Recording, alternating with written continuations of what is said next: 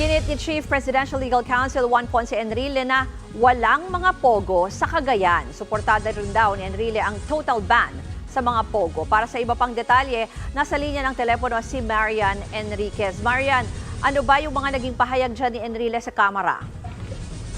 Yes, Ruth. Dumalo nga dito sa pagdinig ng Kamara yung mag-amang sina dating Senate President at ngayon Chief Presidential Legal Counsel Juan Ponce Enrile at Katrina Ponce Enrile na Administrator and CEO ng Cagayan Economic Zone Authority o CEZA tungkol ang pagdinig sa mga pogo at mga criminal activities na inuugnay sa mga ito.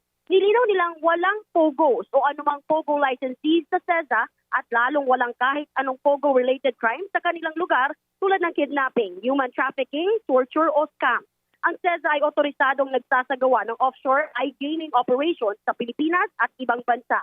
Hindi raw tulad ng PAGCOR na nilabag ang kanilang sariling charter sa pag-i-issue ng mga lisensya para sa offshore gaming operators. Hindi rin daw tulad ng PAGCOR, walang hubs ang CEZA. Mahigpit din daw ang CEZA sa pag-regulate at pagbibigay ng lisensya para sa iGaming at interactive gaming support service provider. Kaya hindi ng koordinasyon sa Bureau of Immigration para sa mahigpit na pagsasala sa pagbibigyan ng mga working visa.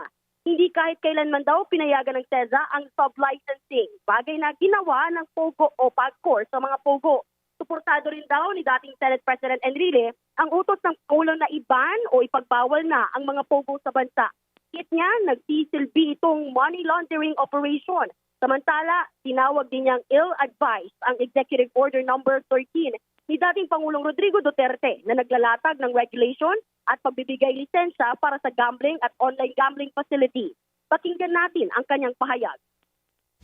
They did not study it well. My God, Pogo was banned by Cambodia, banned by many countries in Central Asia, and we adopted it here. And why is it that until now, you have Pogos in Banban and Porac and without PAGCOR being able to control them? Is that a wise decision, wise activity?